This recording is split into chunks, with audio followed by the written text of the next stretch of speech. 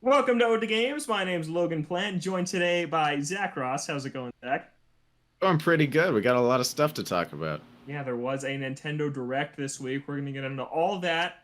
Also here to talk about it, Kevin Valine. Hello, Kevin. How's it going? Good.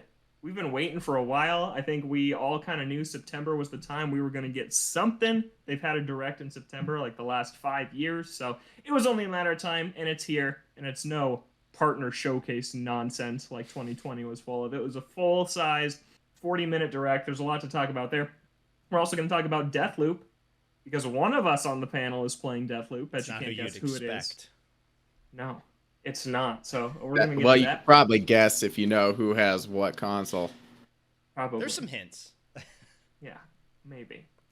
And then we're also going to talk about video game movies based on the casting for a video game movie that was announced earlier today. That is a doozy. We're going to get into all that and a whole lot more. So stick around. Let's get right into the Nintendo Direct. Kicked off the show with Monster Hunter Rise Sunbreak expansion announced for summer of 2022. So this is the Monster Hunter World equivalent of Iceborne for Monster Hunter Rise. It's the big expansion of halfway through the life cycle of the game that adds new monsters, new weapons, a new rank system, and some new locations. So, Zach, this is happening a little earlier than we expected it to. Yeah, since we entered the fandom around World, that's all we really had to go off of. And I think Iceborne came out about a year and 9 months after World did, because it came out in September of 2019 and World came out in the beginning of 2018. So that's really what I was going off of. So I was expecting something very similar for Rise, somewhere around holiday 2022. So to see this coming out in summer of 2022 makes me happy, because we've really fallen off of this game due to lack of content or lack of difficulty, because there really isn't much left for us to do. We've done pretty much all of it, and we breezed through it because of how easy we found it. So hopefully this does revitalize our love of the franchise, because like I said, we had fallen off a bit. Coming in summer 2022, that's really not that far away, but I don't see us playing much more Rise until then. I hope they do have some they do have collaboration updates.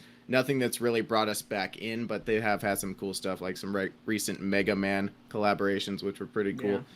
There is additions to the game being made, just nothing on a large scale. Like they've stopped adding new monsters or stuff like that. But, you know, stuff to keep people going until summer 2022. So we've got that to look forward to, and Sunbreak is it's a fantastic name. It's a really cool name. I hope they keep this trend of just having that awesome little subtitle of just like a made up word that sounds really cool, like Iceborne or Sunbreak. Yeah, it is. I don't think Sunbreak's a fake word. It's two words. I know Daybreak. Daybreak is a word. Daybreak well, Ice and Born are real words, but I guess Born with an E is more like Jason Bourne. But that's true. Doesn't that have still a U very in it too, cool. Or no? Jason Bourne have a U? I feel like it does. Pretty sure. I feel like there's a U. Okay, maybe I have not seen that Jason Bourne. Oh, the Jason Bourne. I've never seen Jason Bourne. I have not either. Do you have a video game spin-off? I would have thought that Kevin would have seen Jason Bourne. Seems like a Kevin movie. Yeah. Okay. I don't know. I just feel like of the three of us, you would have been the most likely to see Jason Bourne. Okay. Because you're a James Bond guy, aren't you? A big James Bond guy? Yeah, I do like James Bond. Yeah. Maybe Jason Bourne, James Bond. Yeah, they're like brothers. They're like the same guy, yeah. Yeah. It's the same. JB. Movies. Justin Bieber is also in that crowd. Oh, man. What is happening right now? I don't know. So, Sunbreak. Sunbreak, we didn't see really any gameplay or anything, just that teaser, but I am excited it's coming in summer. Honestly, I still wonder what happened with Rise, if it has as much content now as it was even supposed to have at launch, because it still feels light just in comparison to what World was cranking out. And part of me thinks that's why this is coming out sooner. It almost seems like they just shifted their focus to the expansion faster than they did with World, because they pumped out so much content for Monster Hunter World before moving on to Iceborne. But they abandoned Rise pretty quickly in terms of meaty content updates. So maybe they just started on the DLC sooner, and that's why we saw support end for Rise pretty fast. But I'm excited for this, but more so I'm excited that Monster Hunter's basically become annualized at this point, and it means that the next, every year and a half, you get something. Which we means didn't get after anything in this, 2020, but everything else we've gotten something. Yeah. We were supposed to get Rise in 2020, and it didn't happen. So the next thing after that is Monster Hunter 6, whatever that's going to be. Hopefully Monster Hunter World 2, because we still miss World. And Monster Hunter on a PS5, I think, is still more what I'm looking forward to, even than this expansion. But I do think it will pull us in more, because I thought Rise was going to be a shoo-in for my game of the year, and it was fairly underwhelming compared to what World was. We talked about that a lot on this show. It was still a great time. We still played it for like 80 plus hours each, but it just didn't quite hit the same. So I'm excited to see what this expansion does. You did? I put a fair amount of time into that game. Yeah, it's tough to complain about a game you can put 100 hours into and have. It's weird calling a game content light when you've put over 100 hours into it. That seems like a bit unfair. To, 500 hours or something? 450 when I put into World, but that was Iceborne included, so that's an unfair comparison because I did not put nearly as much time into World as I did Iceborne. I'm just hoping that Oh, go ahead, Kel. What is the comparison of post-launch updates for World to Rise, like the free content updates? God, we were so tuned out for World for a year. But they were adding stuff. They were adding. They added the gold, Kulvetara, that whole thing. Yeah. The arch-tempered monsters. All that got added. The Devil Joe, wasn't he added post-launch? It was added. Devil Ho. Yep. Mm-hmm. No, it's not. I can't call him Devil Joe. Yeah, it was definitely more in World. They added like just even new variants, just more support, more events. It felt like too. Like event quests were a big deal in Monster Hunter World, and with Rise, it just doesn't feel as living as World did. And I just hope that this expansion, coupled with whatever the next Monster Hunter is, can kind of return to some of the heights of World. Because I would hate if Zach and I just became Monster Hunter World fans and did not carry on as enormous Monster Hunter fans. Because World was an experience, and Rise was a good time for a couple of months. Very similar to Animal Crossing. Just absolutely binged it for a couple months, and we're out of stuff to do. Well, I am optimistic because this is it's not a new generation title. It's the middle child that's like 5.5. So of course it's not going to be as big. So hopefully next installment should be enough to keep us going. And speaking of Animal Crossing, we got news of news. We did not get anything specific. Love that. Animal Crossing is getting its own direct in October. Brewster and the Roost are coming. That's enough news for me. I feel like it took so long for that to come out. Oh my gosh. Besides what we got the paintings and we got diving, and holidays, I guess. Yeah, seasonal events, and the big Mario update. Oh yeah, but that was just stuff. Right. I feel like that, in comparison to even like the diving and stuff, I don't think the Mario one would bring a lot of people back in, and if it did, it wouldn't last long. Yeah, at the start of this, I was just like, is this whole thing just to bring back the Roost? Like, is that this whole thing? And they're like, oh, we've got the full showcase later. I'm like, oh, thank God. Okay, it's more than just that. We don't. It's just so weird that it's coming in its second fall. Like, if the game just turned 18 months old 3 days ago. This game's been out for a year and a half. If it was like September of 2020, seriously, if it was like September of 2020 and they were like, hey, this major update is coming this fall, I'd be like, oh, we just waited 6 months. That seems like the perfect amount of time. But we're talking like Rise to Sunbreak right here. We're talking a year and a half of nothing from this game. But I was talking to my sister about it, and I was like, is this going to bring you back in at all at this point, or is it too far gone? Yeah, what gives me some hope is that they're giving it its own direct style video, which leads me to believe that they have a good amount of stuff to showcase. Yeah. If it was contained in this direct, it probably wouldn't have been too much. Will that bring people back? We got to wait and see what they actually show beyond the Roost and Brewster and stuff, but yeah, I'm optimistic purely because they are giving it its own spotlight, which leads me to believe that there is a fair amount of new content that's going to be added. But it has been a while. I just feel like the moment's passed. If it had even been 6 months, I feel like I would have picked it up and played it for another 30 hours. But with this, I feel like I'm going to boot it up, weed the town, go to the Roost, and shut it off. Like, we'll see what else they add. But that's just how I feel at this point. How about you, Zach? Yeah, I can't see myself. I don't think there's going to be any change to where this swaps to a game that I play regularly. I could see myself going back for maybe like a week, depending on how much content they add. I am a big fan of Brewster. He's one of my favorite characters, but he doesn't really add enough to warrant going back into this game. So yeah, I guess it all hinges on what they add, but I don't see this becoming like a regular staple of a game that I play. But, you know, if they add enough stuff, I'll go back for maybe 10 more hours, 15 more hours. Who knows? I haven't seen my villagers in a long time. They're probably a little worried. No, I'm sure they're fine. I'm sure they're going to say the exact same thing that they said to you previously. Where you been? They don't guilt you as hard as they did in the old Animal Crossing. I appreciate that. Cause I feel really bad whenever they're like, man, I thought you died. Like, yeah, what I haven't seen now? you in 362 months or whatever when your clock gets weird in the GameCube one. Yep.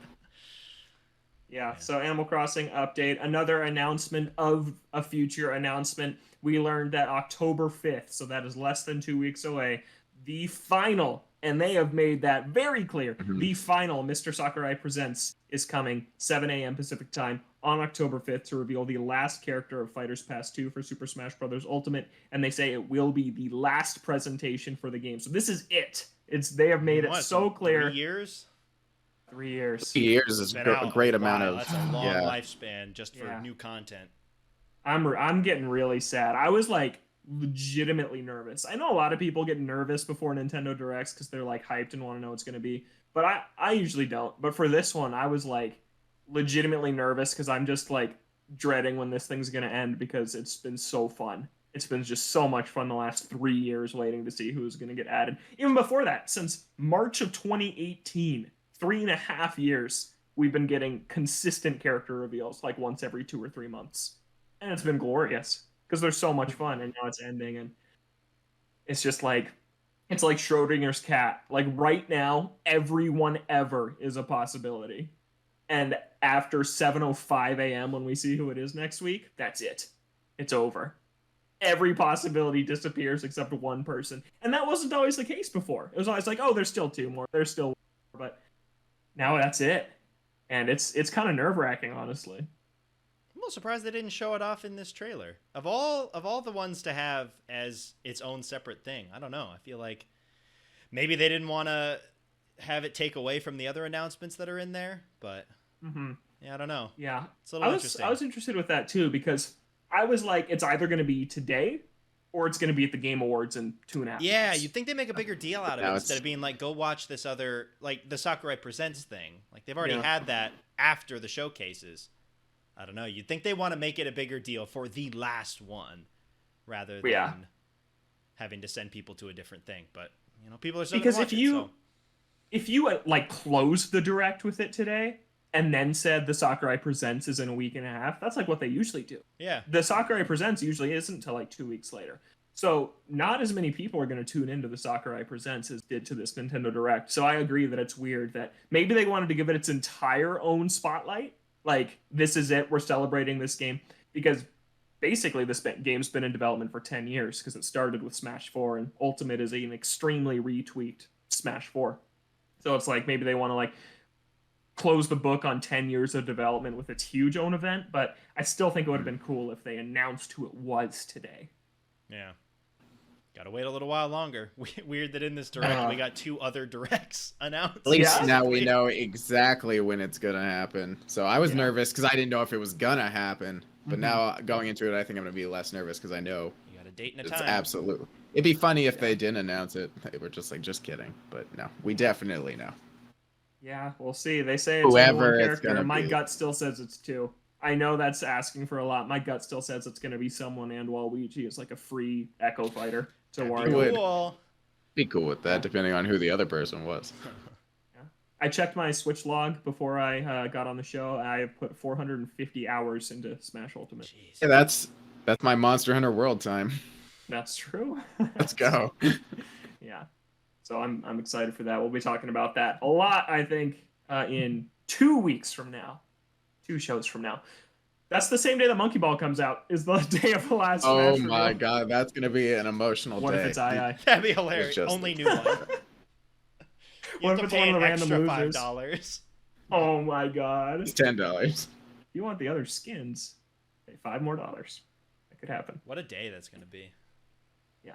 So those were 2 big announcements we're getting next month in October. But let's get back to the stuff that did happen today. Kirby and the Forgotten Land is a brand new 3D Kirby platformer. It was leaked earlier in the day, but we didn't know if it was 3D or not for sure. But It is, and we saw a 2-minute trailer for this thing that was entirely gameplay, and it looks really good, Kevin. We were joking about the show. We had kind of the same reaction to this trailer as we were watching it. Yeah, at the beginning, it just looks really empty. There's like 2 enemies. Kirby's doing some very, very simple platforming. I'm just like, oh god. Yeah, he's this like, does there's not one look point good. where like it goes isometric, and he's just like jumping on this like platform, just like 3 times. Like you don't even need to jump, but he's just jumping for no reason. I'm like, this looks like the emptiest game. Yeah, it looked bad, and then it got good. They showed more enemies on screen, more interesting platforming sections. The boss fights in 3D looked really interesting. Once the power-up showed up, that made it a lot more interesting to watch combat unfold and be like, okay, like these bosses could be different depending on the power-up that you have. Yeah, it definitely got a lot better in the second half of that trailer. I was worried at the start, but it looks good. Yeah. Kirby finally making that jump. Kirby Air Ride is the only other time he's been playable in 3D. Well, they had like the weird isometric like bonus games. Yeah. Like Triple Deluxe had like a weird 3D game that was very boring, very basic. But yeah, I thought this looked really cool. I am glad that Kirby's going to 3D. If you're a longtime Kirby fan, you remember in like 2004, there was supposed to be a Kirby 3D game on the GameCube. And there was like leaked screenshots of it, official screenshots of it, and then it was canceled. And since for 17 years, I've wanted a 3D Kirby game. And now we're getting it. Zach, what'd you think of this? Yeah, I thought it was pretty interesting.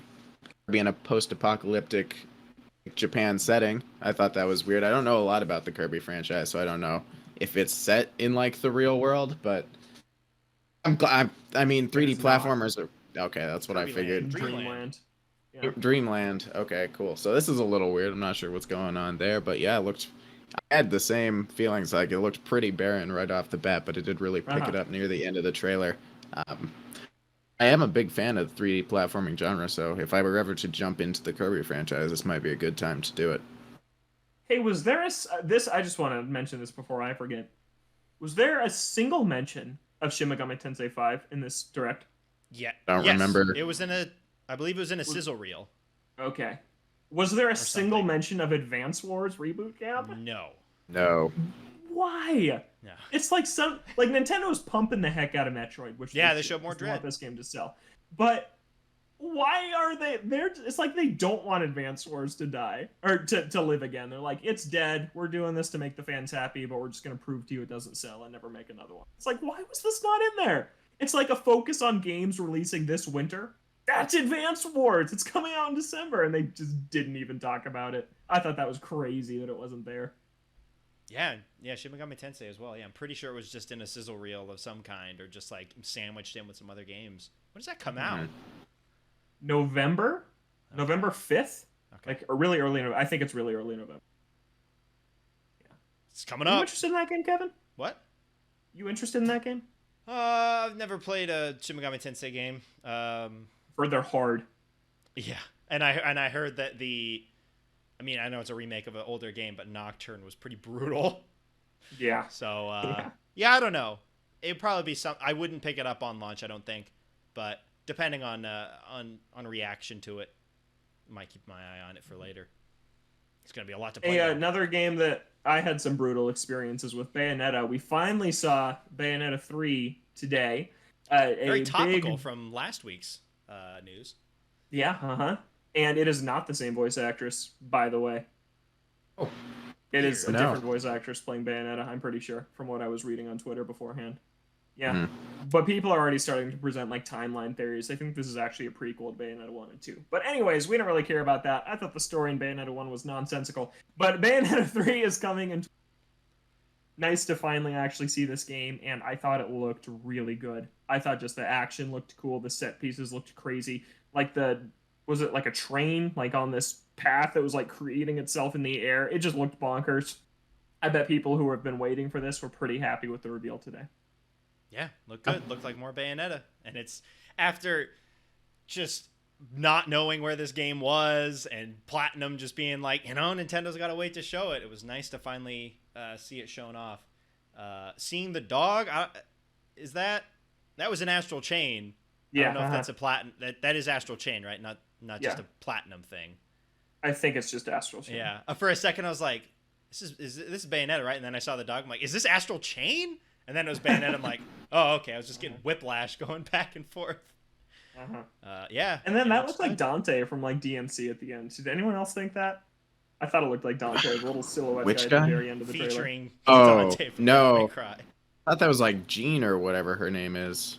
Okay, was it? Like, okay. That's what I assumed. I don't know a whole lot about the franchise. I just know that Bayonetta's.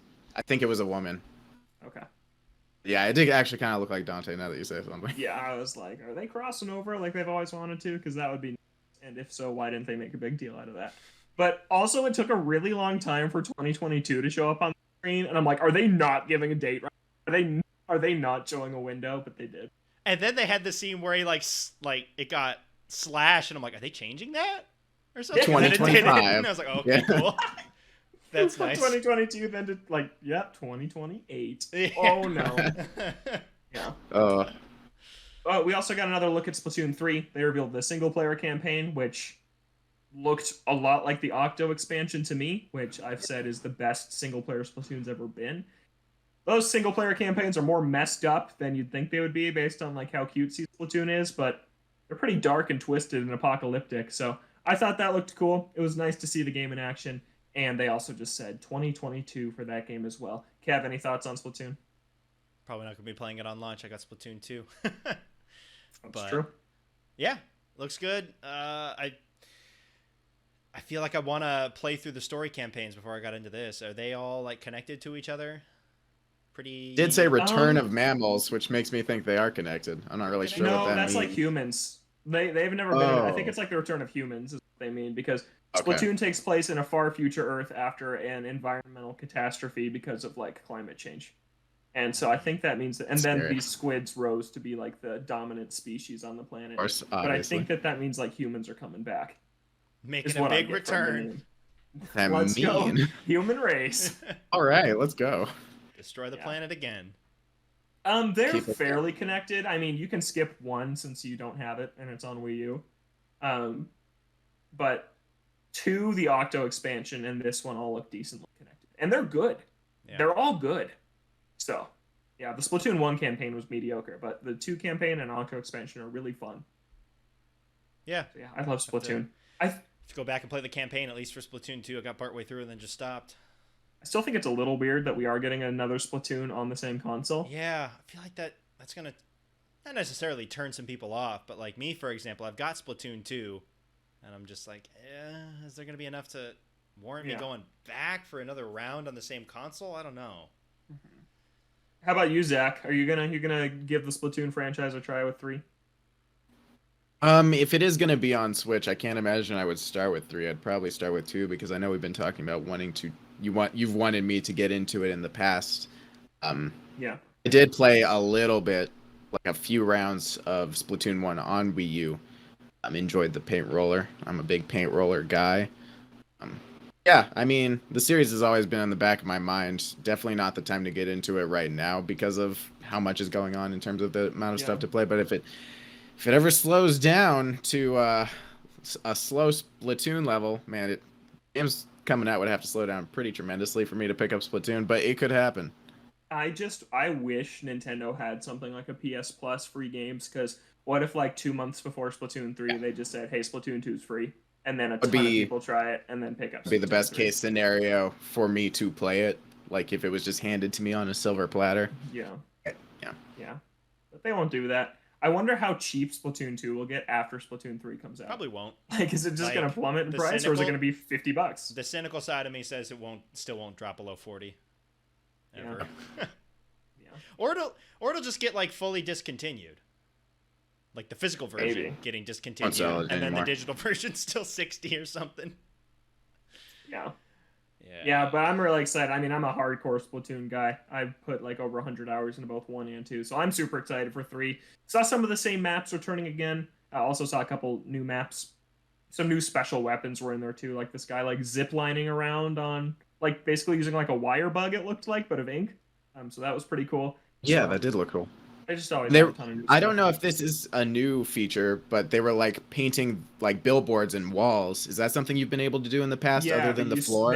You don't score points for that because it's a bird's eye view is all you score points. So if you're painting a wall, it's so you can swim up it. Gotcha. Yeah. Yeah. Splatoon 3 coming out next spring, and that is a lot of what's coming in 2022. And man, does anyone else just think 2022 is like totally stacked for Switch, or is that just me? I think it's ridiculous how much stuff is coming out next Kirby year. 2022. A lot of big stuff, and you could assume that there's still a lot that we don't even know about yet. Yeah. Probably. Yeah. Because you've got, the Wild 2. Zelda, Mario and Rabbids 2, Kirby, Pokemon Legends is coming out, Splatoon 3, Bayonetta 3 now. Monster Hunter Rise, Sunbreak. Yeah. There's so much coming to Switch Red next Factory year. 5. That's true. It's that pushback from 2020. Triangle Strategy. We're talking about these later. That's another 2022 title. There's a lot. Yep. Hit the point where it's all just coming to a head, where everything that was coming out over the span of probably 2022, 2021 that got delayed is just all coming out in 2022. Yeah. Yeah, because I mean, I feel like Nintendo's fall is in a pretty good spot. I didn't feel like it was that light this year. Last year it felt light. I think a lot of stuff got delayed last year when their big November game was Hyrule Warriors. But I didn't feel that way this year. I thought they'd already kind of caught up. So just to see everything that's coming out next year on Switch is crazy. And yeah, that's like the first half of the year. Breath of the Wild's probably the big fall game. But like the summer games next year and fall games, I still think there's a lot we don't even know. So yeah, it's going to be a big year. But there's still more to talk about from this Direct. I think the biggest thing left to talk about is Nintendo Switch Online getting its annual update, so people go back and subscribe again. And this time, it's getting Nintendo Switch Online Plus Expansion Pack. And I kind of feel like a big winner for this, because I've been saying they were going to do this for years. They are going to charge more to get the next consoles. So they're adding Genesis games, which was a big surprise. Yeah, I did not where's see Game Genesis Boy? Everyone was talking N64 Weird. and Game Boy Advance. Game Boy Advance did not make an appearance. Or Game Boy Color, or whatever they were saying.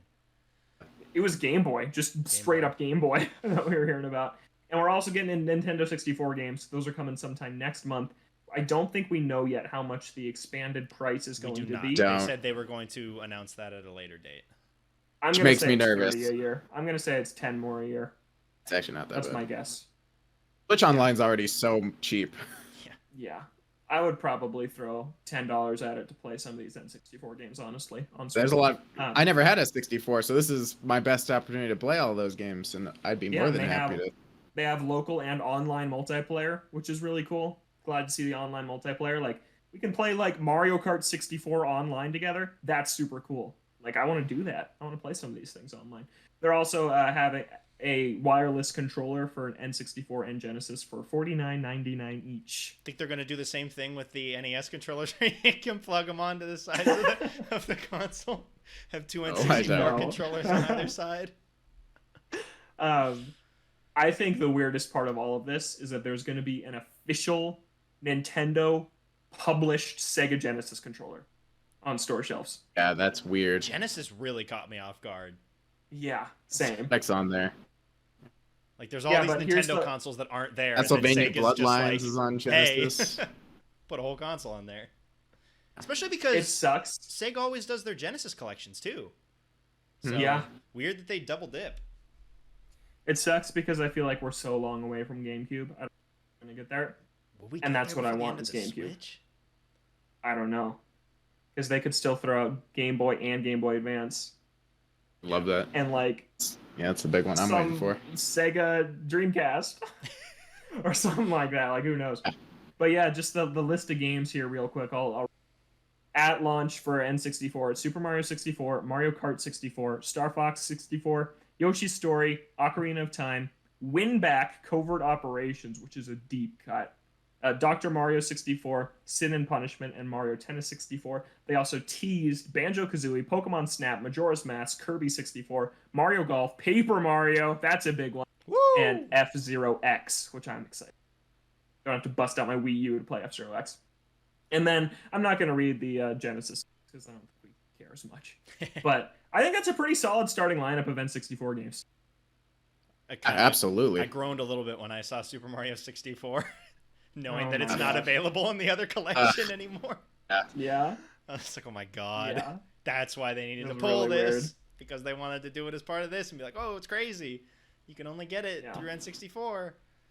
But, yeah, decent starting collection, and I appreciated that they showed off some of these other games. Paper Mario, shout out.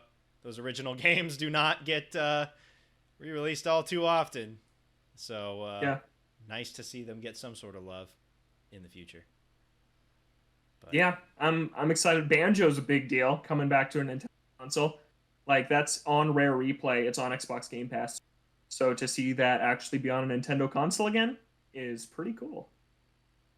I hope Banjo 2 is there too. That's outstanding multiplayer. Nuts and bolts. But do you guys think that you'll pay more for this, Kevin? I know you never play the on. Yeah. Probably not, honestly. I saw that and I was like, I'm not gonna. Maybe once they bring some of these other games, like that they were showing off later, like both of the Zelda games, F-Zero, once they bring in like a full suite, maybe I'd think about paying the extra $10. But for me and how I use that service, I can't. It doesn't make any sense for me because I know I'll be paying extra $10 to not play these games. I still don't think I play them very often. And some of these games, I don't have the ability to play them right now, but like, got Mario 64. I have Mario Kart 64 on my Wii on Virtual Console. Like, I've got a way to play some of these other games. So me personally, probably not until the library gets greatly expanded with some of these games that I haven't played before. But for people who haven't played them and don't have another way to play it, it's great. And once Paper Mario comes out, please play it and see how those original RPG roots are. Yeah, absolutely. Yeah, I was lucky enough to grow up with an N64 in the house, so I played most of these games. So it's not super enticing for me. It's just honestly, when they add it, that's the F-Zero I put the least amount of time into. So I would love to just be able to play that on my Switch because it's really good. It's a really good game. I was just talking. Snap I never played. Oh yeah, I played a little bit of Pokemon Snap. That was the only one out of any of these that I've played other than Mario 64, which I played this year for the first time. So that'll be fun to own that. Smash Bros. Come on, where is Smash Brothers? Like, come on. Yeah, right. But I was just talking to Logan about how I wanted to play a Star Fox game and that 64 was the forerunner. So that's exciting. That's kind of another weird thing about. Is that Kevin? You gonna get it? You gonna get the expansion? Depending on how much it costs, probably. I could see myself getting it because, like I said, I have not played any of these games for the most part, and a couple of them, even on the starting lineup, like Mario Kart 64, Mario Tennis, and Star Fox 64, all kind of pique my interest. All right. It's interesting though because a lot of these games have been remade. Like both Zelda games and Star Fox are all on 3DS, and they're better there. So I think Majora's Mask, that one too. That one caught me off guard. Like, are you gonna play the worse, uglier version? Was that similar to the situation with the Virtual Console, where the 3DS versions of those games had already come out, and then the Virtual Console got versions, or was that around the same time? On Wii U, yeah. So I mean, so I mean, so a lot of Switch owners probably don't have a 3DS. Like the Switch is so outsold the 3DS at this point. So yeah, there's a chance that people can't go and play those. And some people do like the originals more. Like there's actually a lot of people that think the remake of Majora's Mask is bad. So. Yeah, but cool update there for Switch Online. I just want GameCube. GameCube games are so expensive. Yeah, they're ridiculous. And I want to play them. It's the only, besides 3DS and Virtual Boy, it's the only Nintendo console that's never been on a virtual. The Wii U had Wii games on its store, for crying out loud, and we couldn't get GameCube games. They skipped it. They had everything except GameCube on Wii U. You look at a lot of those GameCube games, and it's just like, that's why Super Mario Sunshine was such a big deal. When it came out as part of the collection, those games just don't get re-released very often. A lot of those GameCube games have just been stuck on there for the last 20 years. Absolutely. So that'd be big to get those back at some point. Yeah, so there's a lot of other stuff happened in this Direct. I'll run through some, and we can maybe talk about highlights, because those are the big ones we're going to talk about. Mario Golf getting some new courses, some new characters. Deltarune Chapter 2 is out on Switch now. The Castlevania Advance Collection that was highly rumored is out today, so that's out right now. Mario Party Superstars. As we speak. Yeah. Year of Castlevania. I'm probably going to pick it up right away. I can't imagine why I wouldn't, because I want to play it all. I don't even know which games are on this collection. I think, the Curse of the Moon, whatever it's called. They're the ones that, I don't think I'd be able to find them anywhere else, so I'd be probably just going to grab it after the show and play it at my own leisure. Making my way through the first collection. It's a lot of games. So many games. It is, and some of those older ones are not easy.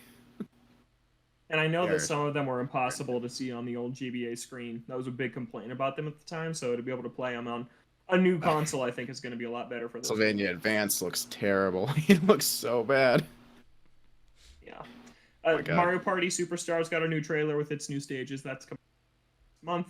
And Knights of the Old Republic, the original version, is coming to Switch. Yeah, weird. Cool. Yeah. So, Metroid, big look. Project Triangle Strategy is now Triangle Strategy. So they did the same thing as Octopath Traveler. They just dropped the project. And it's coming March of next year. I don't know if it has the same ring as... I don't know. Triangle Strategy. Yep. Well, looks pretty decent. Yeah, so those were the main highlights. Anything that sticks out to you guys from this list that your highlight of the direct? Let's do highlight. Kevin? I mean, anytime they show Rune Factory 5, even though it was for like 2 seconds. It was for like 2 seconds. I saw that and thought of you. Yeah. I'm excited. Yeah. Rune Factory 5, of course. I'm trying to think other than that. Like some of the big games are nice. ActRaiser, just because it has a town building aspect. I've heard some things about that game. I've heard the remake is garbage. Really? People are already playing it. I've heard it's terrible. Okay, never mind. I've heard it's so ugly to look at in motion that people are disliking playing it. Okay, then never mind. Yeah. Yeah, I think for me personally, it's probably Rune Factory, even though it just showed up for like a second. But and Kirby would probably be my other highlight because I do like 3D platformers a lot. Yeah, I feel like there's a lot of stuff in here that wasn't necessarily for me, but still cool announcements. Yeah. How about you, Zach? I think my biggest thing was obviously the way they kicked it off with Monster Hunter Rise Sunbreak. I think that was a pretty cool, now that we know what it's called and generally what it's going to look like aesthetically with the castle theme and the new flagship monster. I think that's pretty good. And a couple other smaller things like we talked about, Castlevania Collection, the Advanced Collection, definitely going to pick that up. And then Deltarune's Chapter 1 and 2 coming to Switch and PS4, which wasn't in the thing, but it's also coming to PS4 today. So yeah, some of those today drops I was a big fan of. Yeah, I think Kirby was mine. It just fulfilled that dream I've had since I was a kid of 3D Kirby.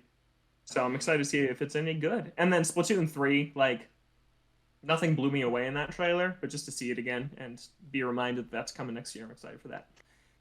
Now let's get to the biggest what the heck thing from this direct. So Miyamoto comes out on stage and he's like, "Oh, hi, I'm working on the Mario movie." And yet, it's coming in 2022, but here's a look at the cast. And oh my gosh, this cast is like a fever dream. It's unbelievable. So just to kick things off, you've got Chris Pratt as Mario. How? I thought that was a joke. I really thought it was a joke. I think Chris Pratt is one of the last people I would think to be Mario. Yeah. So that's bizarre. And apparently Mario is going to talk a lot in this thing. You mean Chris Pratt's going to be talking a lot in this? You're going to be paying Chris Pratt a lot of money to be in it. You've got, I'll run through the rest of these. Anya Taylor-Joy as Peach. Charlie Day as Luigi. I think Jack Black as Bowser. He's great. I don't really get him as a Bowser. He's more of a Donkey Kong, to be honest. Key as Toad. That is ridiculous.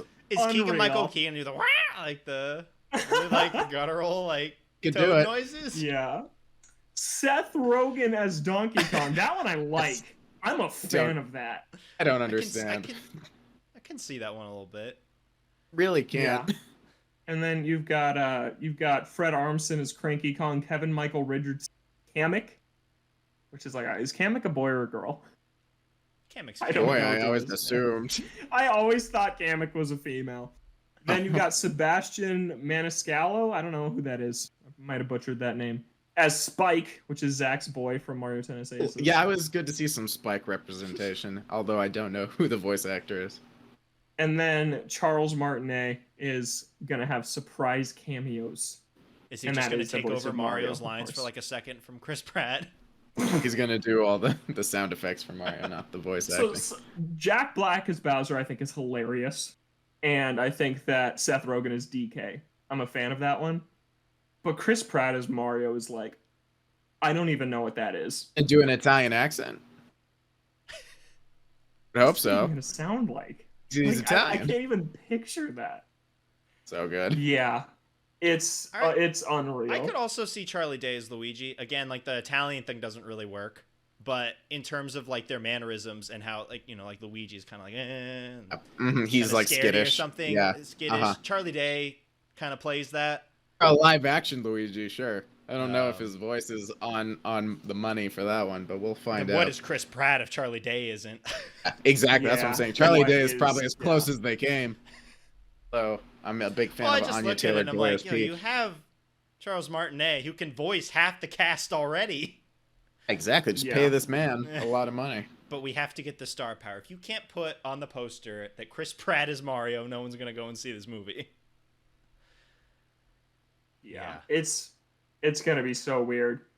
To me, like this set the internet on fire. Like people lost their minds over this.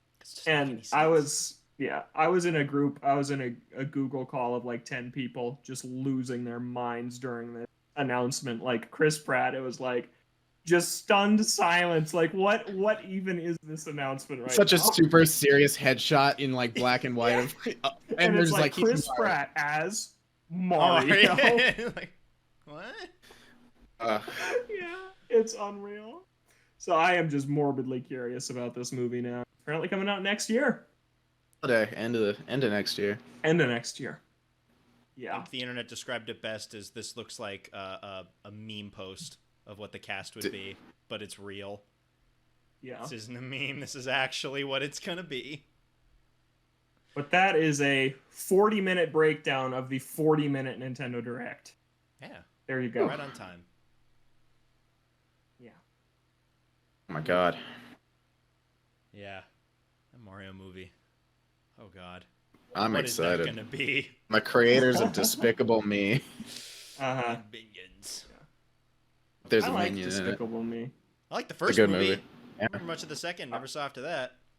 Dude, the whole trilogy is actually really solid. I watched them all last fall in like one day. I didn't see the third one. Really good. I don't think.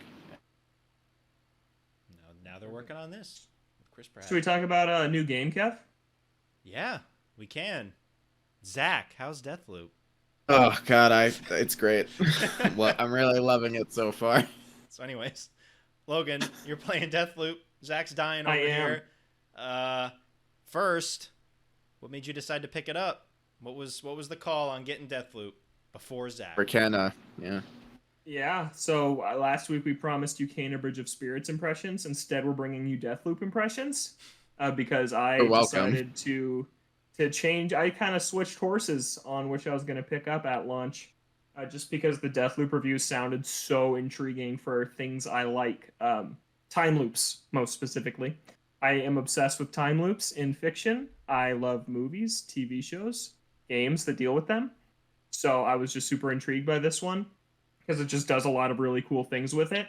And unlike Returnal, which is so difficult and brutal that I've not been able to finish it. Yeah. I tried. I have not been. They still haven't had the save feature. I don't know if they're ever going to. So I want to.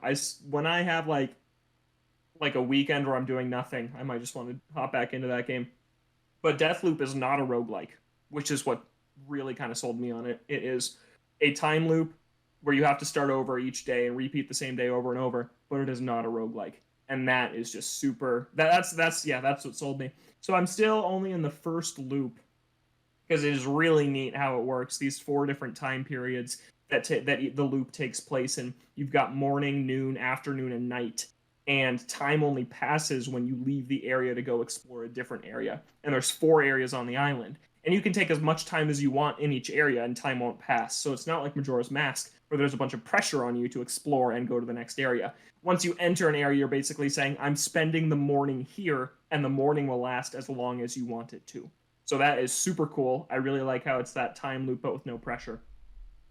I am playing with objective markers off because I read that that's how you should play this game because otherwise it just tells you everywhere to go. And if you turn off the objective markers, it makes it more of a mystery solving game, which has been super cool to just like, oh, go find this building. And then you actually have to search the area for it and use landmarks to find your way. I'm really enjoying doing that too. The gunplay is super cool. it's super interesting so far, especially with the DualSense. Like, you fire a shot from like a pistol, and out of the speaker of the DualSense, it plays a little sound effect of like the casing hitting the ground, rattling. And it's just like super cool. Every gun feels different with the trigger so far. I've used like 6 different guns to this point.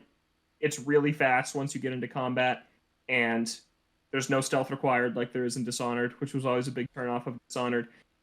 So yeah, I'm really into it so far. It also looks gorgeous. The story is super interesting so far. The banter between Colt and Juliana is really good. She's always calling you and making fun of you. So yeah, I'm into it. I've heard it only takes like 9 hours to beat, so it's apparently pretty short. But then you can like keep trying to perfect your loop, or go and do the multiplayer where you play as Juliana and invade someone else's game. I haven't gotten far enough to unlock that feature yet, but no, it's super cool. And I got it at Walmart for $50 because they sell their. So it was nice to get a new PS5 game for $49.99 instead of $69.99. Yeah. Okay. Yeah, because it's not published by Sony. Or Activision or something, or 2K. Yeah. But no, it's super good so far. First-person shooters are not my favorite genre. Wanted to give this one a try just because I heard so many good things about it over the last week. Okay. What about Kena? What made you the reviews. Flip-flop? Well, Eastward is very much a Zelda-like, and so is Kena. And I've been playing a ridiculous amount of Eastward.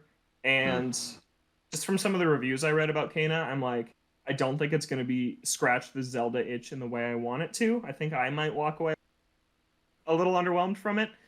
So I decided to pass on it for now. It's also getting a physical version in November. Oh, yeah. So maybe if I do want to pick it up, I could do that instead. Get the physical version. Yeah.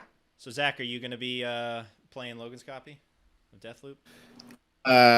If I am playing his copy, I'll also be playing his PlayStation 5, so we'll see. I think I might sneak into his apartment one night and just like while he's beat sleeping. The game? Beat the game. It only takes 9 hours. Go. Exactly. Probably wake up, I'll have an hour left, and then I'll have to get out of there, but we'll see.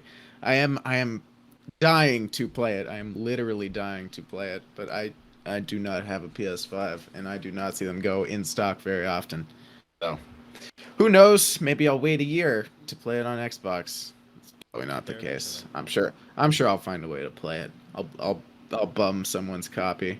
I'll bum someone's PlayStation. It's a lot of bum. But I'm glad to know. I'm glad to know that Logan's enjoying it. Because I figured you would. Cool. Yeah. From everything I've seen, it looks amazing. I haven't heard a lot of complaints. One of the things I have heard is the AI is a bit easy, but for a game like that, it kind of makes sense. That's okay for me. Exactly. Much yeah. appreciated. In a game where if you die, I think you get 2 mulligans, and then if you die a third time, the day resets. So in a game like that with an island full of AI, you would want them to be a little easier, so it's not an impossible game to complete. But what's really nice is that so if you collect guns or perks, basically, you can equip perks to either Colt or to your weapon. If you get those perks and you die in that area, you lose them. But if you grab those perks and then leave the area, your game saves. So every time time advances through the 4 stages of the day, the game saves. So even if you die and the day restarts before you complete the day, you get everything from every time period you completed up to that point. So that's a really nice way too, is that if you're on your last life and you got like a really, really good gun or a really good perk, because there's different tiers. It's like gray. The colors are confusing. It's like gray is the worst. Blue is second worst. Then purple is second best, and then gold is the best. I think that's the same as like Borderlands, I think. It's weird. It's weird colors. Gray, blue, purple, gold, I think. I think that's almost exactly the same as Borderlands. I think those are the tier colors, you could make the call to leave the area if you're on your say, hey, I want to preserve what I've gotten on this day. I don't want to lose it, and just come back the next day for whatever you're looking for. So it's pretty cool. And yeah, the story is already really trippy, and unraveling what happened is super interesting. And the style is just really cool. I was showing that Zach before the show. It's just like presented like a 60s movie, like a classic James Bond movie. And it just feels that way too. Like when the gunfights start, this really cool jazz music is what plays during the gunfights, and then it stops when there's no more enemies in the area. And yeah, I just really love the style of the UI and everything. It's super stylish. It's really cool. Nice. Game of the year, 2021. Game of the year. Not my game of the year. My game of the year is set in stone. Is forever. Could be Zach's retroactive what is it? game of the year. What's your game of the year? Great Ace Attorney 2 Resolve. So that's not even. That didn't come out this year. Yes, it did. Didn't. In the West. Yes, it did. In That's the West, dumb. Please. Come on, that game That's existed. ridiculous. You're dumb. You don't even know what you're talking about. Oh my Fluke god. game of the year. Zach just salty. You can't play it. I am salty. It's my game of the year. I haven't even played it. And he won't play it this year. Very sad. All right. Do we want to get into the other just little bits of news that we have? Just some other random tidbits of news before we get into what we've been playing? Yeah, what do we got, Kevin? Well, we talked last week about Destroy All Humans 2, the trailer getting leaked by Sony. Yeah. We were wondering, when did they want to actually show this? Apparently, it was pretty soon after that because THQ Nordic did a 10th anniversary stream, which included Destroy All Humans 2 Reprobed, a new SpongeBob game, and then a whole host of other stuff. But I think the two biggest ones, at least for this group, would be, at least for me, Destroy All Humans 2 Reprobed, and SpongeBob the Cosmic Shake, which you didn't see too much about. The one thing I'll say about Destroy All Humans 2, I wonder if it's next gen only or current gen now, because the trailer only listed PS5 and Series, S and X, I guess, and the Amazon listing went live today, and it was also just for PS5 and Xbox Series. So, maybe that'll change as we go along. Destroy it, like a third-party game like that. I'd be kind of surprised if they wouldn't want to double dip, especially with the consoles being hard to come by. But I guess we also, don't know when this thing is coming out. So maybe it's coming out later next year, and they're hoping that, they can have more consoles in stock. But what did you guys think of anything that you saw from this showcase? Zach, I thought it was cool to see a new SpongeBob game. Even though you didn't really see anything of the game itself? Yeah, there was like nothing there. Didn't watch the presentation. I haven't seen the trailer for Destroy All Humans 2 Reprobed, but I did watch the trailer for Cosmic Shake. It does look like it's in the style of Battle for Bikini Bottom Rehydrated, which that sells. I like it a lot. I thought the game played super well, so hopefully it's in that same engine. And yeah, hope it harks back to that era of SpongeBob games like Battle for Bikini Bottom, the movie game. And it seems like it's trying to, because it didn't show any gameplay, but all the cutscenes it showed were from some of those older episodes, like the Bubble Bowl. I don't remember any of the other episodes that they showed, but yeah, it was trying to evoke some sort of nostalgia for this. So I'm actually probably going to play it if it's trying to do that, considering I really enjoyed Battle for Bikini Bottom Rehydrated, even though my game was a little broken. Yeah, hopefully the trophies or whatever, or achievements aren't broken on We'll never platinum. Yeah. I will never platinum Battle for Bikini Bottom. Yeah. Yeah, I'm looking forward to seeing actual gameplay optimistic, of that. Yeah. I have to assume that it's in the same style as Battle for Bikini Bottom Rehydrated, because they just made that game, and you'd assume they want to use the same stuff that they made for whatever this turns out to be. But we don't know yet. They haven't shown it off. Logan, any thoughts from you? Yeah, I thought, just for Destroy All Humans specifically, I thought that it looked like a PS5 game from that leaked trailer that we saw. Like, when it was posted on the PlayStation Twitter, I'm like, man, that looks next gen to me. Is this coming to both? And apparently it isn't, like we were saying. So I do think it's interesting, but any other generation, you wouldn't think it was weird that it wasn't coming to both, because we're entering the second full year of these things. So it's about to be time. I think 2022 is going to be the year where you see the shift. I think that we held on for like about a year longer than you of support for both, but like we're seeing Sony start to do it with like what's coming next year that's exclusive, or like the Spider-Man game they announced and the Wolverine game they announced are only PS5. I just feel like next year's the last year of that, and some are already starting to move. I guess for Destroy All Humans, you think that it's the third parties that make it last longer. Like specifically, I think back to Ubisoft a lot of the time. Like I remember like the Far Cry games. Far Cry 4 specifically had cross-gen games like that. And it's usually the third parties that try and get both both generations in there to maximize the amount that they can sell. So it's kind of surprising that we're going to be getting PS4 and PS5 cross-gen games from PlayStation next year, but not this. But if that means that this game looks a lot better, then I'm for it. Yeah. Any thoughts on the Cosmic Shake? Not really. No, I never finished Battle for Bikini Bottom. Rehydrated. I did not think it was great. Makes me sad. So much nostalgia. Did you play it as a kid? No. So I have no nostalgia for it. You rode that nostalgia all the way to the end. There is very much. Love SpongeBob though. Absolutely. I'm excited for Nicktoons All-Star Brawl. Is that what it's called? All-Star Brawl. Nickelodeon All-Star Brawl. It's not Nicktoons. I could put Drake and Josh in there. Sorry. Please, I've been watching Drake and Josh. Drake. Just I've had Josh. Drake and Josh while I've been working this week, and I still remember like every line of every episode. Man, it's crazy how much comes back to you when you watch a show and you're like, I know. Man. It's really weird. Especially shows you watched as a kid. That stuff gets seared into your brain.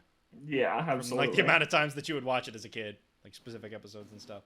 The one other news story we have, PS4 update came out alongside a PS5 update. There's a couple of things with this. Apparently, it's been bricking some people's consoles, which isn't good.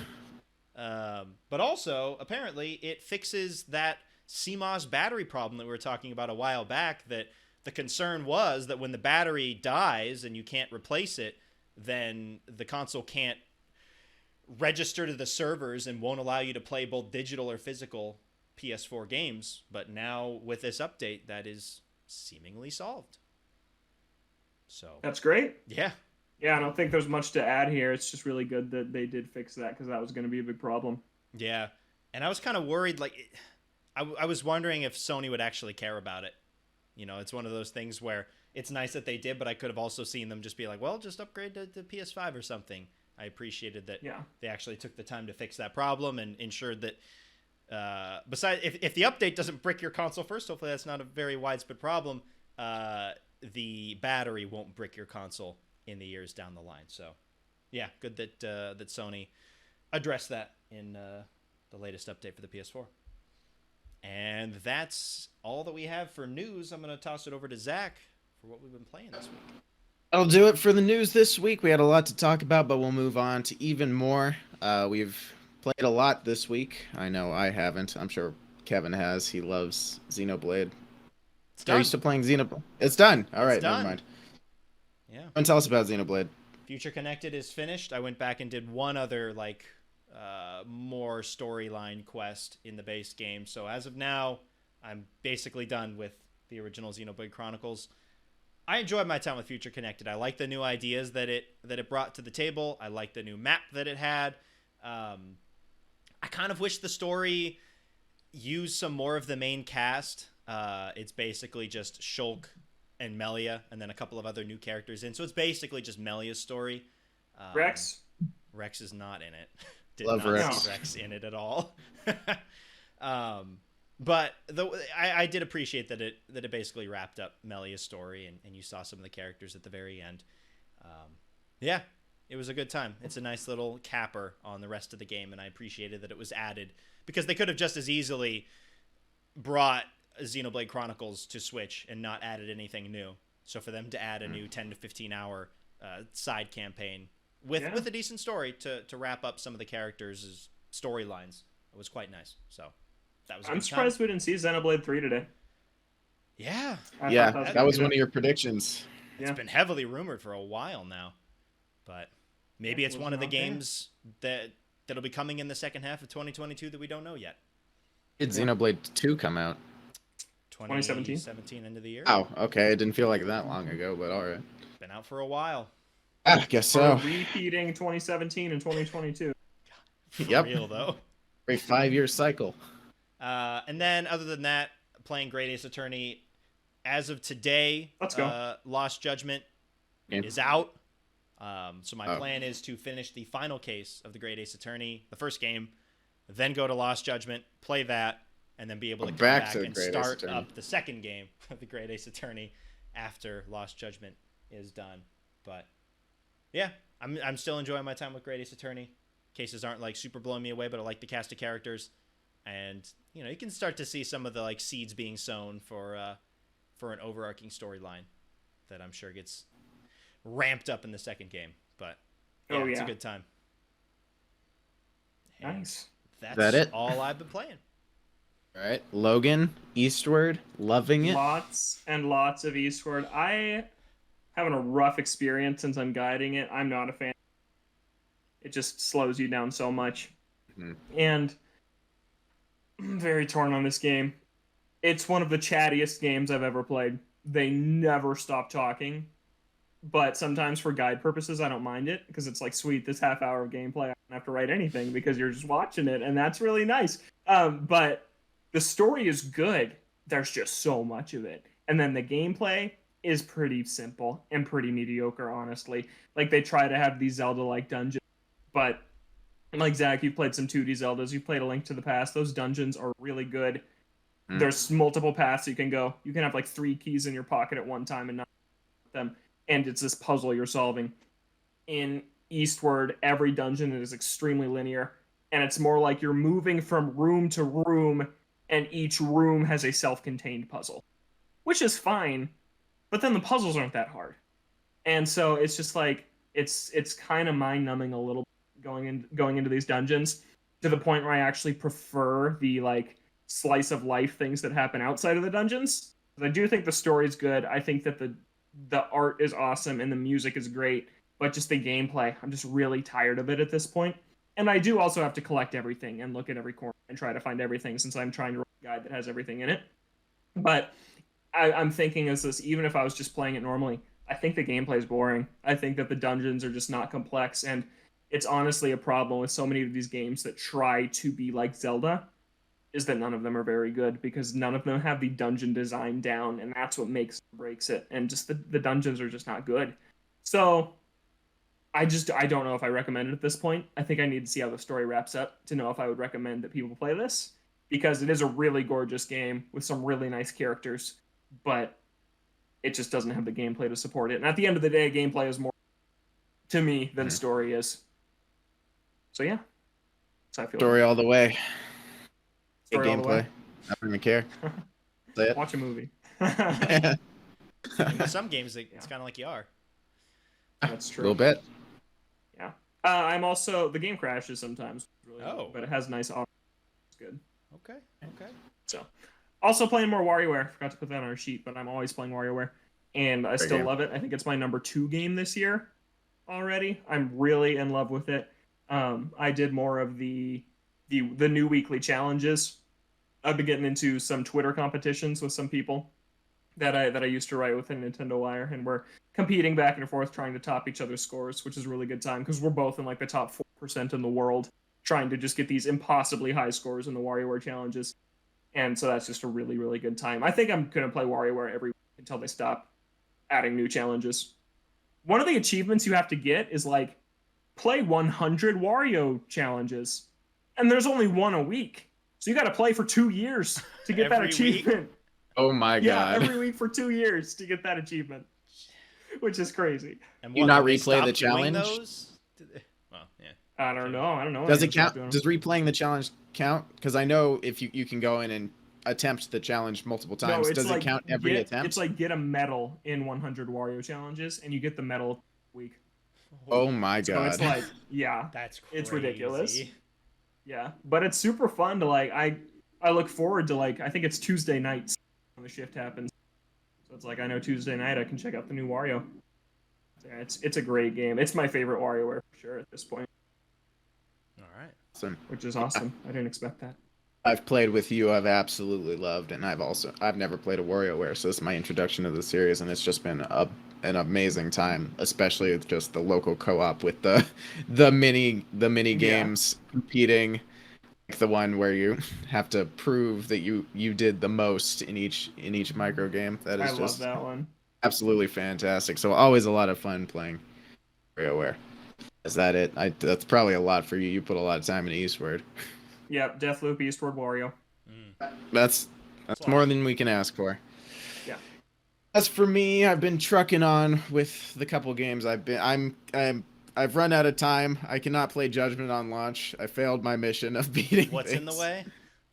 So, Trials and Tribulations for Ace Attorney, Life is Strange, True Colors. Those were the two I wanted to get finished. I've barely touched Ace Attorney. I had just finished episode 3 of Life is Strange, True Colors. I'm still really enjoying it. I like it a lot so far. I like it more the second one, and I think I like it more than the first one too, but it hasn't wrapped up yet, so I don't really know as a whole how good it is. The pacing of the story seems really weird because I feel like I just did 3 episodes and not a whole lot has happened. So I don't know if they're going to cram a lot of story into the last couple episodes because the entirety of episode 3, which is one of my favorite Life is Strange episodes that I've ever played, has really nothing to do with the main story for the vast majority of it. It's like some main story is happening in the background, go and do this entirely a separate thing. Weird. Which was still a really fun thing and really cool.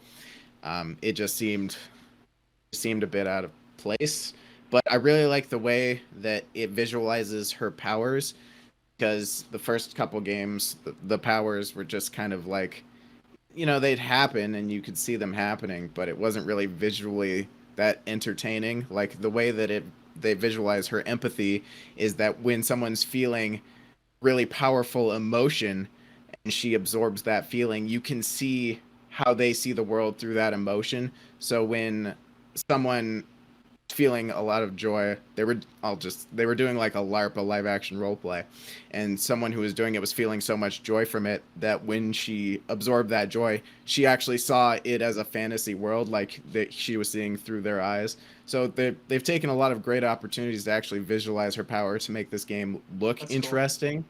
So I'm really happy about that, and the power is a lot less of a driver for the story like it was in the second game. Like the second game was based entirely around kid trying to control his power and the power affecting what they do. The power takes much more of a backseat in this game, and the story is like a separate thing that the power just gradually helps on the side. So I like that a lot. So I'm really enjoying it so far. Hopefully I'll have it finished so I can have some final impressions by next week, and then wrap up Trials and Tribulations and then get right into Judgment, because I'm very excited to play that on my Series S. I love you guys both trying to wrap up Ace Attorney so you can play Judgment. Just I know. It's a weird time. Yeah. And then other than that, Judgment, go for it. According to some reports, PS4 to PS5 save transfer seems to be a thing that exists. God, yeah. Which, after the debacle that was Yakuza Like a Dragon, if that is true, especially for me as someone who is playing it on PS4 and depending on events that happen, if a PS5 comes into my possession at some point, that save feature will be quite nice. But yeah. For me, playing it on Series S, it's not gonna matter. You don't have to worry about it. Just Xbox making it simple. I just have to worry about fitting it into my 500 gigabytes, which is mostly Halo right now. Speaking of, real quick, I'm in the Halo beta test this weekend. Ooh. So I'll play the Halo Infinite next week. Nice. It's exciting. You're gonna play Halo Infinite without me. How dare you? Just the multiplayer. No story. Yeah, the one thing that I care about. They don't want to show that story to anyone. No. It doesn't exist. Zach, you got Genshin Impact on here? Yeah, I was just gonna say that I've been making my way through the story of Genshin Impact, which is actually not terrible. I've actually been enjoying it so far. It's divided by different cities in the world, so they can keep adding new cities and the stories within it. So I've done the first 2 places, one based off of Europe and one based off of China. They're both very interesting. So liking that so far. Still haven't been sucked in by the gacha. I haven't emptied my bank account. Haven't spent any money yet? I've not spent any money. It's actually a very lenient gacha system where you can earn, if you just play, you earn the currencies to wish for characters and items and stuff like that. So it's not crazy selfish forcing you to pay money. A lot of people don't even pay money, but yeah, this game's got a lot of content. It is a very, very, very large game in terms of the map and in terms of just content that you can do. So having paid $0, this is a lot of game to get. And it's actually a lot of fun, so I'm enjoying it so far. Just send a message if you've spent any money. We'll be there for the intervention right away. I need that. I'm going to need that immediately. I spent $2. No, don't even let me spend $2. You gotta come in it's a gateway right there. Get you out of there. Yeah. That it for you this week, Zach? I think so. All right. Well, we were going to do an ode to video game movies. We're over an hour 10, so we should probably wrap it up here. Maybe we'll come back to that when the Sonic movie comes out or when this Mario movie comes out. And we can Uncharted. We got a lot of video game movies coming out, so once those come out, we can see how they stack up against the past video game movies that we've all seen, including Logan, who's apparently seen the Assassin's Creed movie, and I want to hear his thoughts because I have. That was probably the biggest surprise I've heard in quite some time. I did see the Michael Fassbender Assassin's Creed film. My God! So look forward to that whenever these video game movies are coming out next year. We'll probably have a discussion on other video game movies that we've seen in the past. But for this week's show, that is going to be it. Probably any final thoughts from you guys before we wrap up? Only 2 more shows until Monkey Ball. Oh man, I'm looking forward to that. That's going to be so good. Me too. Judgment. I'm excited to talk Judgment next week. Yeah, it'll be fun. Yeah, we'll have a comparison on performance, PS4 to PS5. Yeah. On PS5 to Xbox Series S. And then whenever Zach gets to it, he'll have Series S that he's playing it on. Might be we can just stop playing the tournament and stop playing. See how strong the pull is of Lost Judgment. Exactly. That will tell you if you need to get on it right away or if you've got some time. Yeah. But that is going to do it for us on this week's episode of Ode to Games. We're here on Thursdays or Fridays on Apple Podcasts, Spotify, other podcast streaming services that you may use. Audio version's up on odegames.com as well. Video version on YouTube at Ode to Games, so you can check that out there. We're on Twitter at Ode to Games, Twitch Ode to Games as well. You can send an email to odegamescast@gmail.com. For Logan and Zach, I'm Kevin. Thank you so much for listening, and we'll catch you next week.